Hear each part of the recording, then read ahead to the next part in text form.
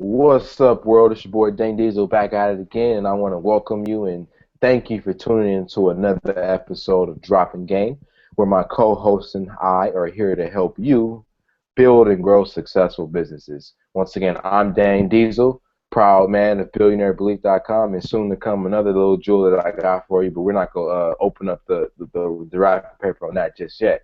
Nevertheless, I'm going to toss it to my co-host, the one and only Coach Tony Brace. Let him know what's happening, Coach. What's good, Dane? What's good? Glad to be back. We were out MIA for 1 week, and that's only because we got so many things going on. I know we've dedicated 52 shows over the next year, year and a half, so I'm really excited to be back. Got some good news, and just ready to share it with the people, and more importantly, do what we love to do, and that's to help people, that's to add value, and really reduce an entrepreneur, a business owner, or a budding entrepreneur or business owner's time frame in terms of what they need to do to achieve more revenue, to achieve more profits in their business. There it is. So before we hop into the meat and potatoes of today's show, I first want to remind you guys you can follow me at Billionaire Belief, or you go like us on Facebook at facebook.com/billionairebelief, or on your Twitter, your Instagram profiles. You can catch up at us as well as YouTube at BBWCN. So that's going to be at BBWCN. So let them know where they can find you and follow you at, Coach, real quick. Yes, the people can find me at CoachTonyBrace.com. You can also find me at HipHopSuccess.tv. You can find me on the internet or any social media channels at Coach Tony Brace. There it is. Now, Coach, today is Tuesday. I'm kind of dating our show, but nevertheless, today is a pretty important day in the hip-hop community. Today's Monday. Oh, today's Monday. My apology. I'm thinking of tomorrow's show, the only hip-hop show. You can catch me PlainsandPalmTrees.com, 9:30. Call in 323-965-1600. That's the life Nevertheless, of entrepreneurs, man. We got so many things going on our schedules, right? yeah, there it is. So you kind of, I kind of caught myself thinking I was at the other show when I was actually at this show. But nevertheless, we're here Monday, and I'm grateful and appreciative to have had the opportunity to be alive at this point in time because some history was made today with Sean Carter, aka Jay-Z, announcing the launch and as well as the dropping of his high fidelity music streaming service Tidal. So, Coach, I know that you read up on a little bit about it. So, how about you let us in the world know a little bit of the ins and outs of that deal? You know what? I did see the headline, and I read a quick piece from the New York Times, and Jay-Z is the definition of a true entrepreneur. Let me just say that first. The definition of an entrepreneur that I look at is somebody that has the ability to manage three critical things. That's time, talent, and treasure. Treasure is money. So Jay-Z has that ability to do that time in, time out again. Here is a former drug dealer from the Marcy Projects that hooked up what I believe was a Swedish technology company, and it was an acquisition between $50 and $60 million. But my understanding from what I've read is Jay-Z and the artist want to go back to a model of where the public pays for content. So no more free content in terms of audios and videos like they have on YouTube. I've seen a two-tier system where it's a $10 a month service and a $20 a month service, and you can download or stream their content. So he has a lot of powerful artists behind him, from Madonna to Kanye West, Rihanna, of course, his missus, Beyonce, and I've seen other people associated within that article, Daft Punk, some alternative groups, that sort of thing. But essentially, what I got out of it is the revenue model currently in the music industry with these 360 deals is touring and merchandise. But from what I read, Jay-Z and the people within the industry that are powerful feel like they're losing a lot of, let's just say, powerful and really talented writers and producers. because they're not being compensated for the royalties and the percentages that they negotiate off album sales, because album sales, let's just face it, they've probably shrinked at least 70% since the early 2000s. So this is a model putting back money in the artist's pocket, if you will. I don't know how it's going to work with consumers. Are consumers now conditioned to get music for free? I'm not quite sure. I know that you're really active in the day-to-day music scene. So what are your thoughts on that, man, in terms of people going back to pay for content? I believe content should be paid for if it's of a quality that deserves to be paid for. Unfortunately, um, the internet and the innovations in technology as a whole have produced a double-edged sword, Coach, in that, yes, now people do have the ability to create, but because everyone does have the ability to create, we get oversaturated with what I believe predominantly inferior product, which ultimately in some cases may block out the pieces that are of a higher quality. But ultimately, now that there's just this whole surplus of music, nobody wants to pay, because it's just like, well, why pay when I could just get something similar that somebody else is probably gonna make in the next 20 minutes and post it on SoundCloud. But what I'm saying, for those individuals who are professionals, because there is a big difference between a professional entertainer and a non-professional entertainer. For the professionals, obviously they do this for a living, period, and so they do. I believe that if they are producing a quality product, which is something that we're going to talk about in the later show, but if their product definitely is something of value, then it deserves to be paid for. And so this move that Jay-Z has made in order to create a platform to create this marketplace now, in a sense, for the artists who subscribe to his platform to monetize their content. I believe it's a great move, a move in the right direction. At the end of the day, yeah, people that definitely love this free stuff, but even within free though, Coach, I feel that it's not it's never necessarily free. There's always a cost to it, but I feel people just don't understand necessarily how to use free.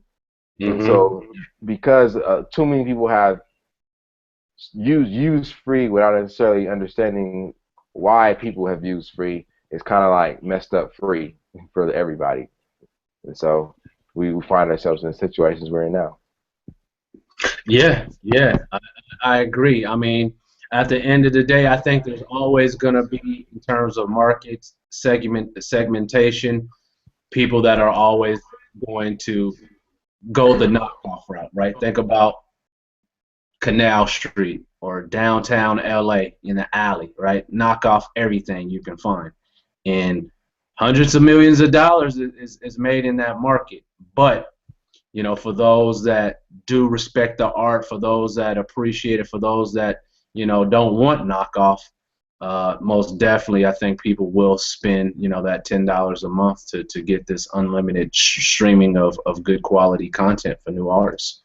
I just think they got to do something like special, like how we do for our prospective clients. They got to give away some gifts, if you will. And so what I read is they're going to be doing that by, broadcasting studio sessions, broadcasting or sharing, I should say, content that's never been released, and all these different things that kind of get people to join this community, and more importantly, pay to join the community, because that's what you'll be doing. You'll be paying $10 to $20 to say, hey, I'm cool, I'm down with Tidal, and it's all good. There it is right there. So in light of that, and Jay-Z making that good power move, obviously, Coach, you and I both know with teamwork, the dream works. So the man obviously had to have had a great team behind him to usher in this new era of hip-hop music specifically. So that kind of segues into today's topic, which is teamwork makes the dream work. Where we're ultimately going to be covering 3 core concepts, and that's going to number 1 being clear vision, number 2 is clear direction, and number 3 is clear development. And we'll kick it off by talking about clear vision. So within you being a leader, or as we talked about in the previous episode, having a council, so you being the CEO of You Inc., you being that leader, it's important for you to understand that no man is an island unto himself, and everything that you want is currently in the pockets of someone else, and no man reaches the top by himself, by him or herself. They are all lifted there by those who have supported them in the journey. And so, in light of that, I believe it's important that you as a leader have a clear vision. And what I mean specifically is have a mission, have a written mission statement, something that you've taken the time to think about, something that you've taken the time to strategize about. Now you have this vision in your mind. Now you put it on a piece of paper, and that is paramount to your success, because as a leader, it is important for you to have a point of focus for you to direct your team from. Now, Coach, you obviously deal with business owners all day, so can you just share the importance of a leader, him or herself, knowing what their mission statement is and then communicating that mission statement to their team? Yeah, I mean, at the end of the day, a lot of times when I sit down with business owners, there's a little bit of confusion in terms of what a vision is versus a mission. The way that I like to define it is a vision is a mental picture of how you see yourself in the future. I like to say project at least 25 to 50 years in the future. What do you want your company to look like then? Okay?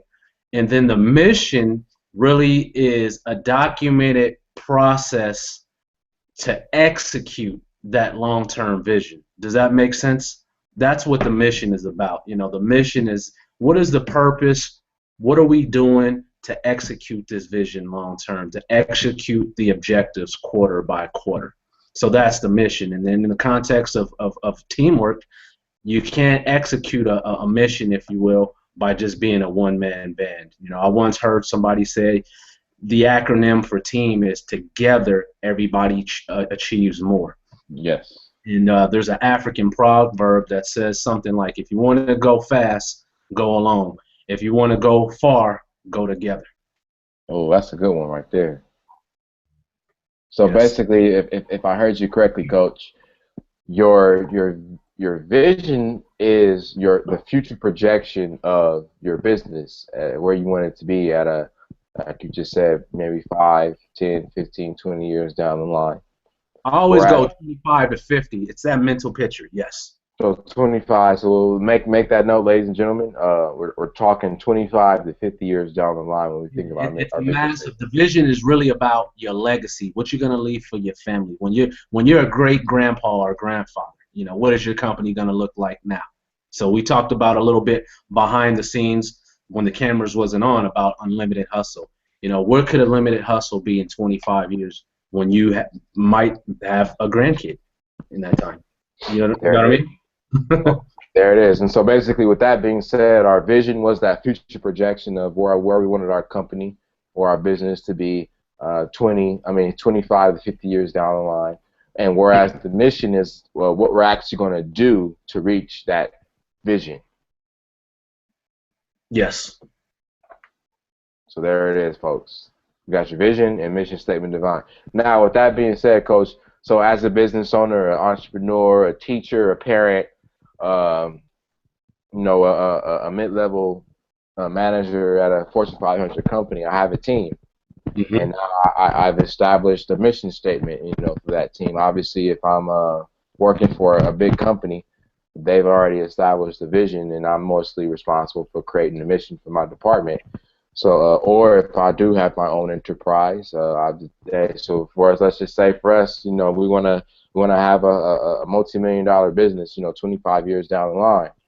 So with that being said, our mission now being, okay, well, what are we going to do to make that happen? And so that could obviously be multiple things, but to make our lives quick, we'll stay within the frame of having this educational business. So what we're going to do, obviously, we're going to produce premium content, for our students to learn the ins and outs of building a successful business. So for everyone out there, if you understand, like, the vision that I just communicated was obviously to create a multi-million-dollar education company. And so I said, okay, well, what are we going to do to get there? I said, we're going to produce premium content for our students to learn how to build successful businesses. Mm-hmm. So would that make sense to you, Coach, as a vision and a mission statement? Yeah, absolutely. And that's the thing about these vision and mission statements. You know, I share with my clients, your vision should probably, your vision statement should be no more than 2 to 3 sentences at the most. Make it very concise and clear. You know, your mission should be no more than 4 to 5 sentences. You know, you can have it more in your documented process for your company, but when you're putting it on your website for others, it should be very clear and concise. Okay, this is the mission of this company. There it is. So, ladies and gentlemen, our viewers out there around the world, you just got the basic building blocks. I mean, there are some people, Coach can attest to this, who pay hundreds of thousands of dollars a year just to get coached on that topic in and of itself alone. Would you agree, Coach? Oh yeah, and there's a lot more detail. Of course, I'm giving you, you know, the 60-second version, but you know, there's a process of how we brainstorm and get to that point of getting a clear vision and a clear mission. But yes, you're absolutely right. People do pay hundreds of thousands of dollars for coaching and mentoring. I know of a guy, Marshall Goldstein, that coaches, you know, some of the top Fortune, you mentioned Fortune 500 CEOs. And this dude, or I should say this gentleman, because he's a major player in the coaching arena. His clients pay a $400,000 a year retainer fee for his services. And how often? $400,000 a year. And how often are they meeting with said coach? With a guy like that, they meet typically on when they need to meet basis. So in my universe, with my clients, we meet on a weekly basis. But when you're at that high level, these dudes probably only meet once or twice a month. That's it. So so for all you people out there complaining about how you want to become a high performer, but you're not willing to invest in yourself, understand that the people at the top are spending 6 figures to be the best. Yes, but let me also give some game too, because the name of this show is Dropping Game. I'm giving some insider information with this nugget I'm about to drop. The smart CEOs, not only are they paying that $400,000 retainer to get more insight from a guy that has worked with billionaires. So your company, Billionaire Belief, right? Yes. This is the guy that really gets the billionaire belief because he works with these folks and understands the mindset. But more importantly, why would a CEO pay $400,000 a year to this man? Think about the contacts and connections that he has in his phone. When he can pick up the phone and call up Bill Gates, when he can pick up the phone and call Tony Hsieh of Zappos, right? If I'm the CEO of another company, I want to know these guys. So a lot of times people mingle with people and pay these coaching fees just so they can have access to what us as business coaches have access to. Because even me, as the small guy, I have access to a lot of players, from politicians to legal teams to graphic designers to the people that are staying on the cutting edge of technology. Why? Because it's my business to create strategic partnerships with these people as well, so that I can get my clients better results. And so the people that are on the top of their game, they get this. Do you think Jay-Z wouldn't pay Marshall Goldsmith a $400,000 retainer so he can have access to, you know, ExxonMobil executives? Of course he would. Yes, he would. I know I would, and I will once I get there. But all in all, I just wanted to make that point, Coach, because it's important for people to invest in yourself, and that's a form of investing in yourself. And a part of investing in yourself will be getting access to different arenas that you will not have privilege to if you are not in the game, and you got to pay your fee. And there's no game that's for free. So. Understand that obviously, you know, I'm just not telling you, well, audience out there, I'm not telling you just to give your money away or to any and everybody who's calling themselves a coach, but understand that, you know, there is value in coaching, and it's just about you having a clear vision so that you understand the type of coach you need. So with that being said, we'll go into our next topic was a clear direction. Now that we have a vision, we have an idea of where we want to go.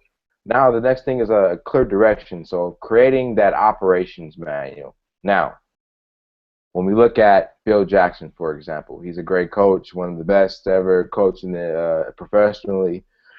And like any other coach out there, you know, he has philosophy, or in his case, or as we kind of like just described, our mission statement. But within having that mission statement, he also has a playbook, or in business terms, an operations manual.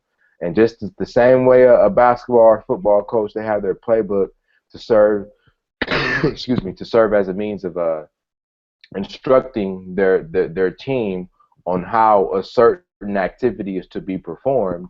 The same applies to you as the business owner. And a lot of us, including myself, can fall victim to the anxiety, or just being anxious to have an idea and just to go create it. But the reality of the situation is to be one of those top performers, to be one of those leaders in the game, it's important for you to create that playbook, or in business terms, that operations manual. And so, Coach, having had the experience to work on the front lines with a lot of these small business owners, roughly on average, how many of them come to you with the operations manual? Oh, come with an operations manual? Yes. Less than 7%. Less So, than 7%. So we're talking about 93% in my, again, I don't have any data that I collected, but I do have clients and I work with different business owners and ask a lot of questions. Small business owners, the ones that are making, or I should say the ones that are generating revenues is just sales, between $100,000 and let's say about $3 million, less than 7% of them have a manual. now, And that's why they're small business, because they don't know what they don't know.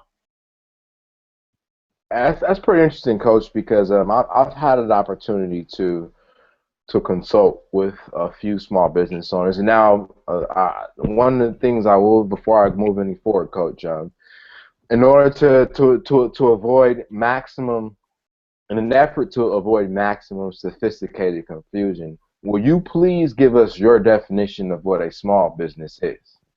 Yeah, my definition of a small business, and I learned this from Brad Sugars, the mentor who gave me a lot of game, is a small business is a commercial, profitable, sellable enterprise that can work without the owner. Let me repeat that. It's a commercial, profitable, making money, sellable, an investor will want to buy it. And oh, by the way, the business can work without the founding owner. That's a business. There it is. So would you say, Coach, that within your definition of what a small business, well, just what a business is as a whole entity, how important is it having that operations manual in creating what you just described? I mean, just think about the Shark Tank, when they value, when you understand a company valuation, right? There's something that's called multiples, and that's basically what your company is worth times 1, times 2, times 3, times 4, times up to 100, right? If you want to have a multiple valuation of your company, at least times 5, you better have an operations manual. You better have training procedures in place. You better have your HR ducks in a row, all that sort of stuff. So when an investor steps in, they're looking at your database of customers, clients. They're looking at consistent cash flow. The company's profitable. But in order to expand and grow, because remember, the investor is buying the business for what? To make money too, right? Mm-hmm. So if you're trying to sell your business, we'll use a hypothetical valuation at $10 million, right?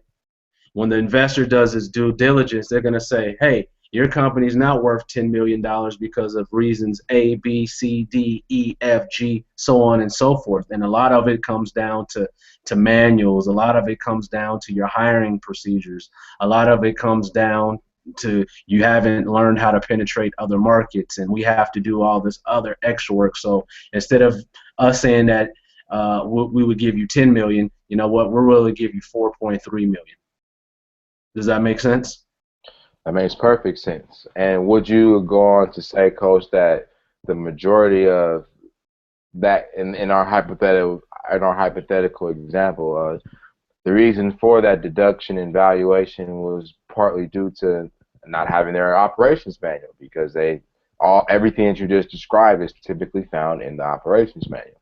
Yeah, absolutely. It's, you know, it's buying a car without a car manual. You know, a brand new car. Could you imagine buying a brand new Tesla, this car tricked out with technology, and you don't have a manual, or you couldn't find a manual online or from anywhere? It's just, here's the keys. You'd be like, man, this thing is dope. It's exciting. It's got that new car smell.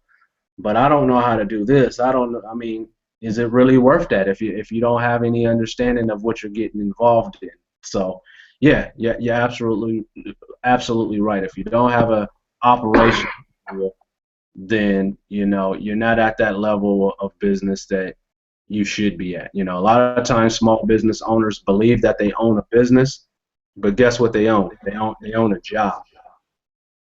Yeah, from what I've read in some of the literature that I've come across, some people have defined it as they become a prisoner to the system that they've created for themselves. Correct. Yes, that would be accurate. And again, that's why, you know, new startups, new small businesses, within 10 years, 90% of them are gone. And to be perfectly honest with you, Coach, I've been a victim of that myself. I've had plenty of half-done projects in my career thus far, and I attribute it primarily to I will confidently attribute a lack of my results, or a lack of successful results, to me not taking the steps to plan things out.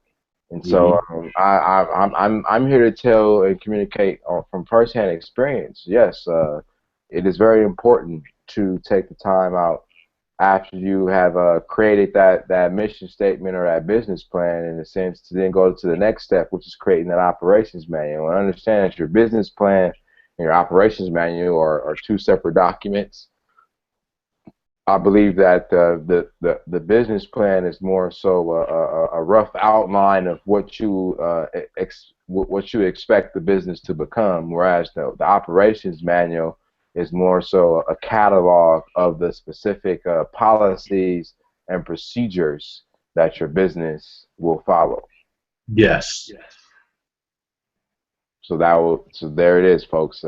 We have business plan and we have operations manual, or or the head, whatever you want to call it. But all in all, even if you're a landscaper and you're cutting grass and planting flowers, you know, your business still needs an operations manual, because if you want to maintain a certain level of consistency and quality in your services, then you're going to have to be able to document and say, like, hey, you know, when you're cutting the grass, you know, the grass should be cut at X height. You know what I'm saying? Your sprinkler head should be no more than an inch off the ground when installed, and that's what ultimately gets you to that place of consistency, to where whether it's you or somebody on your team that you send out to get a job, it always looks the same. That's how a franchise like McDonald's is able to produce on the level that they produce at. It's because everything is documented. Everything from how the fries get to the McDonald's, what happens to the fries when they get to the McDonald's, and what happens to the fries once they get cooked, how to cook them, and how they should be put in the bag, and how they should be handed to the customer. All that is documented. Yes. And that's what, go ahead, Coach. No, I was just going to piggyback off of that. It has to be documented. You know, we're talking about, and you said the word consistency. If there's not an operations manual, let's use the example of what you just said, a landscaping company, and your head landscaping person or crew, whatever the case may be, they quit, right? And now you got to hire a new crew. If they come in with their own set of experience doing it that way, that will suffer. Your quality will suffer, because you'll notice that your customers or clients will be calling you up saying, hey, when your guy came over, they did this and they normally don't do this, or they didn't clean up like they normally clean up. All these small little things matter, and it's called detail. A lot of small business owners, they don't want to deal with the detail, but you had articulated that operations manual definition quite clearly and succinctly. It simply shows your process and your procedures on how to perform certain tasks and activities in the business. That's the value and the benefit of an operations manual, period. There it is. So, ladies and gentlemen, we just covered the first two topics. We talked about making sure that you have a clear vision, and then we talked about making sure you have clear direction. Now we'll go to our last main topic of today, which is making sure you have clear development. Because as a business owner, as an entrepreneur, as a hustler, as a teacher, as a trainer, whichever title you believe is best suited for you, understand that life goes on. Times change, and so does your knowledge and education. And if you want to be able to maintain a competitive advantage within your endeavors, it's very important for you to also make sure that your team is enhancing their ability to perform at the same levels that you're aspiring to perform at as well. So that's why. And in addition to having your business plan and your operations manual, you need to have a training and development plan for your team. And this training and development team ultimately is going to be the tool that you use to make sure that the people are improving their communication skills so that they can talk about your business better. You're going to make sure that they are improving some of their skill sets, whether it be with, and nowadays, their marketing skills, so making sure that they're able to update your Twitter page, to update your Facebook page, making sure that when they do get on the phone to do sales calls, whether they're calls to existing customers or calls to the new, they understand how to talk. They have a conversation guide. They know how to create a conversation guide. All that comes from you as the leader, making sure that the resources and economics are in place to make that happen.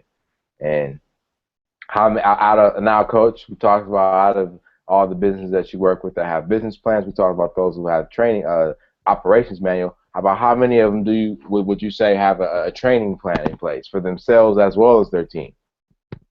Less than 3%. So we're going down now. We're going down. Yes, again, and that's why I'm reiterating. It's sad. Most small businesses go out of business within 10 years. Well, really, the data says within 5 years, 80% are wiped out. Within 10 years, 90% are wiped out. And it's because of these things, what we're talking about today. Don't have an operations manual. Don't invest in learning and development. I once worked in the early 2000s for a major corporation, a financial corporation, HSBC. We had a learning and development campus at our facility. That's how much they invested in our learning and development. Millions upon millions upon millions of dollars. Why? Because things in the marketplace changes. Technology changes. So they need to train and make sure that their people are well educated, like you said. Just the ability to communicate. Imagine if you work for Sprint or AT&T and you're calling up on your bill. Hi, this is such and such at such and such. They're being trained. They go, usually these people that are in call centers, because I used to do call centers training, they're being trained between 4 to 6 weeks of how to handle things. Why? Because these major corporations, they've already done the numbers and they see that training pays off in the long term. Where small business owners, they don't quite see that yet. So, Coach, do you believe that the small business owner, now comparing the small business owner to the big business owner, because you just, once again, to avoid maximum sophisticated confusion, which is something I believe the world experienced when Damon Dash went on the Breakfast Club in Sway's universe.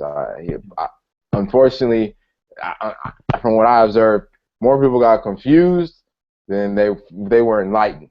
But nevertheless, can you just please explain to us the difference between a small business owner and a big business owner?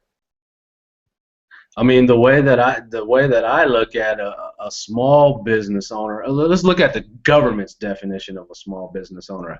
I believe the definition of the government small business is any employer that employs less than 500 people is considered a small business. Now, even me, in my mind, I'm like, man, if I had the ability to employ 300 people, I'm still small business. And they say yes, because it's all based on revenue, profits, and what does the government want from us? Taxes. So they get to collect tax revenue as well. So that's how I define a small business is, the size in terms of employees and the amount of revenue and profitability that they're generating. That's interesting right there. Yeah. So the government defines a small business as an entity with less than 500 employees? Yes. Wow. Yes. So is there a definition for is there anything in between 500 and 0? Is there any other classification, or is that just it? At least that's what the government recognizes. Yeah, that's just what the government recognizes, 0 to 500 being small, 500 to 1,000 being mid-size, and then 1,000 to some companies like where I worked at HSBC worldwide, they employ over 200,000 people worldwide. So that's how they get all these benefits and tax breaks, and a lot of times you hear about people saying, well, corporation A never paid any taxes, is because of the amount of currency, not just money currency, but human resource currency that they're emitting on planet Earth. They're very powerful entities when you think of the Coca-Colas, the Exxon Mobils. Forget about the ethics and how they do business. Let's just talk about the impact that they have in terms of giving job opportunities, tax revenues, and that sort of thing. You probably hear people say all the time when you're watching these different shows, especially around political season, that in America, small business is the heart of our country, right? So that's people like you and I that are employing people, but we're employing less than 500 people. We're considered small fries, if you will. Wow. So here I was, Coach, thinking that by the time I got at least to 100 employees, that I was gonna be a big businessman. I'm still a little guy. Yeah, they would consider you a little guy. I mean, they would consider Jay-Z a little guy, honestly. Wow. Think about how many people Jay-Z employs versus how many people Bill Gates employs. Microsoft Corporation up in Seattle, Rock Nation up in New York. I would say Jay-Z, Rock Nation, they may employ between 75 and 150 people. That's it. If I was a betting man, I would say his company does not employ more than 100 people. I concur. Now that doesn't mean that he's not doing deals with other companies that employ other people. I mean, his dollar stretches and it goes far, and other people are hired. Just like if he shoots a music video, typically that's outsourced. Some of these people have internal camps now because it's cheaper to do it this way now with the equipment and the technology. But if they have to outsource that thing, then they're going to hire another company, and so they minimize risk of employee lawsuits, benefits, and all that sort of stuff by playing the game and being a small business. So it's all about your objectives. You know what I mean? I mean, if you really want to get to that super billion-dollar level in terms of company assets, then you're going to have massive amounts of people. Why? Because it takes a team to consistently drive billions of dollars in revenue. Again, Jay-Z's the man, and he set the benchmark for as far as people like me are concerned that come from the inner city, urban entrepreneurs. But in the big scheme of things, with these, I call them trillion-dollar players, he's a small fry. That's just what it is. Hey, gotta keep it real. Yeah. Speaking of that, I seen Jay-Z, and it was something a while ago at the Super Bowl. He was shaking hands with the owner of the Patriots, the Krafts. What's his name? Robert Kraft. Robert Kraft. And then I just seen a headline last week that the Heinz Corporation and Kraft, they just did a $35 billion deal. Yeah, I saw that too. So, again, no disrespect, Jay-Z's the man in my opinion. He just did a deal that was worth $56 million. Kraft and the Heinz people just did a deal for $35 billion. See the difference? So that's why Kraft and Heinz get those illustrious tax write-offs or pay no taxes, whereas Jay-Z still might be paying taxes, and the quote-unquote average guy is still paying taxes. Yeah. And the Kraft family, they're not small business. They're big business. They have over 1,000 employees. Believe that. I mean, and it's all relative, Coach. You know, it's all relative to your current environment. So, like you said, to us, Jay-Z's a big guy, but to them, he's a little guy. Yes. And we're probably not even on the radar. Nah, people like that, they got terms for us. You know, some of them call us useless eaters. That's cold, right? Wow. A useless eater. Useless eater, and they serious. It's a heart attack. They believe that. But, you know, I can go into a whole nother conversation on, you know, how the elite play the game and control the system and all that. You know what I mean? We'll save that for a special pay-per-view edition. You know, that's something we can monetize right there, Coach. Yeah, we'll hold off on that one. Oh yeah. But nevertheless, it's all about this mind rich, man. Right? Mm-hmm. Mind rich transfers into your mind, but also your heart too. You know, because I once heard out of the Bible, which I call the basic instructions before leaving Earth. You know, when a man speaks, he's really speaking from his heart. That's where his heart is. You see what I'm saying?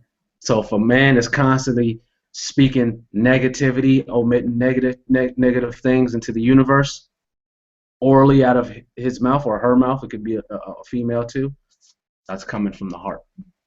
And so being mind rich, to me, that's abundant. It can't even be measured.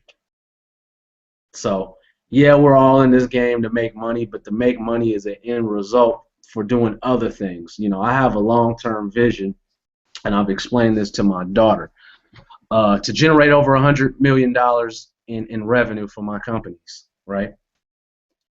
And so that's my net worth, and I'm claiming it now, real estate, cash flow in business, you know, liquidity put to the side, investments in art, investments in precious metals, investments in collectibles, because those do go up in value, and that's a whole nother subject that we could talk about. But at the end of the day, when I create this $100 million empire, which Robert Kraft, again, would think I'm a small fry, which is cool, I'm only giving 10% of my net worth to my family. So they have action at $10 million. The other 90 million is going back to society, to my foundations and to my charities. Why? Because number one, my family didn't put in this hard work that I'm putting in, like, you know, every night where we get confused about what day it is because we got busy schedules and we're creating this and doing that. You know what I mean? I don't think that is right that I just give all that to them and they didn't do nothing to earn it. Number two, I want to show my daughter what it takes to earn this. You do have to be mind rich. You do have to be heart rich in order to do that. And then number three, I think, damn, $10 million is a nice booster kit. You know what I'm saying? Mm-hmm. How could you be mad if you inherit $10 million? Exactly. If you can't sustain yourself with that, I don't know what to tell you. Hey, you ain't never lied about that one. And then number four, I forgot.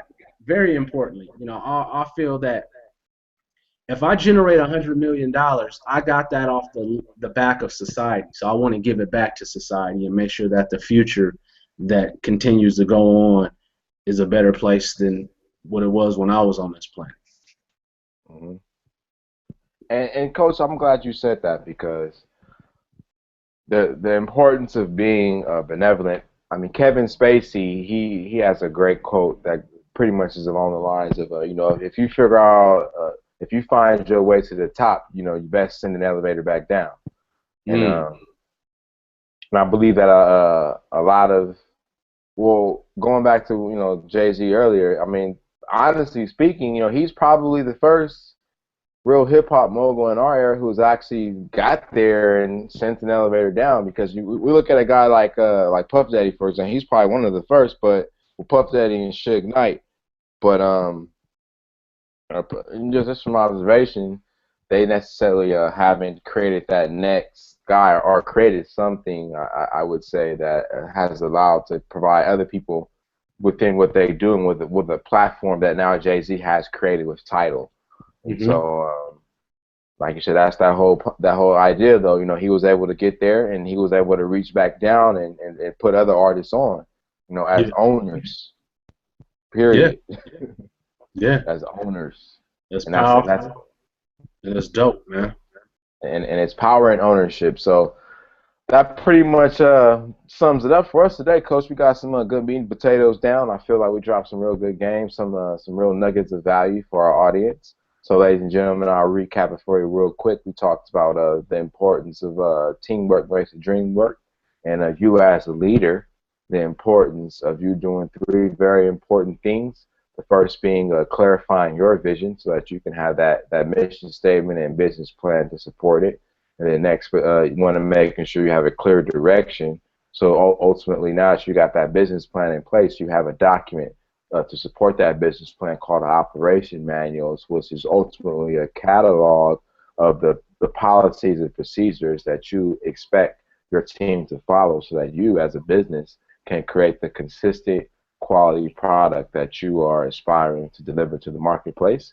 And last but not least, the importance of having a clear development. So having a training plan in place to enhance and improve yourself as a business owner, an entrepreneur, hustler, whatever title you believe best fits you, so that you can improve your performance. But also too, when you improving your performance, you being able to improve the performance of your team as well.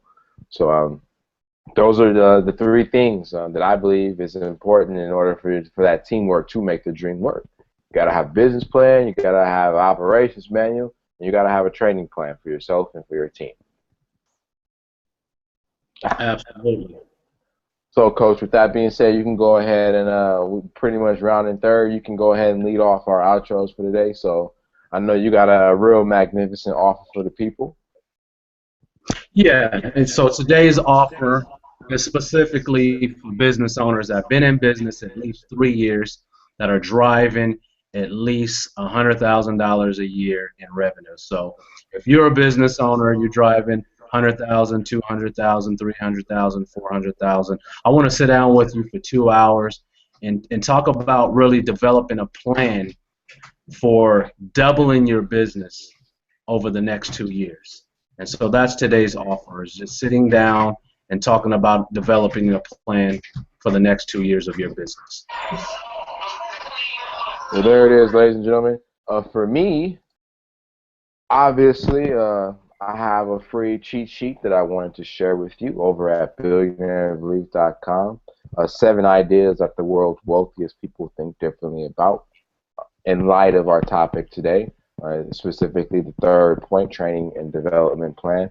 You gotta, in order to be the best, you gotta know how to best think and understand things in these various topics and concepts. Things as for example, concepts and ideas like identity, work, your job, money, things like that. There's a certain mentality that you have to approach those things if you really want to create the type of financial well-being that you are aspiring to create for yourself. And so that only comes with emulating the best, and the best in our name in our era of life are the billionaires and the multimillionaires. So you got, regardless of what you believe personal morals or ethics of these individuals are, with the fundamental thing that always stays the same is the business. And so business is business is business, and there are certain ways of thinking about this business in order that separates the millionaires and billionaires from everybody else. So if that's what you aspire to become, then you got to start thinking like that, so you can start taking action like that. And so I've done you the service of trimming a tremendous amount off of your research time and finding this information. So all you gotta do is just go to billionairebelief.com, put your first name, email address in the form, and you'll get the cheat sheet delivered straight to your inbox right there, boom, like that. So with that being said, Coach, if you don't have any other final words, you know what I'm saying, we'll go ahead and end on that note. Yeah. My final word is for all those hip hop heads that want to get more game and really connect into a platform or a portal or a universe of nothing but good content for personal development, business development, music, a one-stop shop. Log on to hiphopsuccess.tv. There it is. So make sure you go check out Coach at CoachTonyBrace.com as well as Hip Hop Success TV. You can catch me, Dane Diesel, at the site as it says right there, Booyah, www.billionairebelief.com. You can also check me out in my hip hop happenings on the LAX hip hop scene.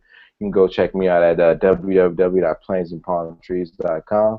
So with that being said, it was a pleasure chopping it up with you and sharing some good game and dropping some good game for you tonight. Until next time, never stop learning. Keep it wealthy. Peace. All right.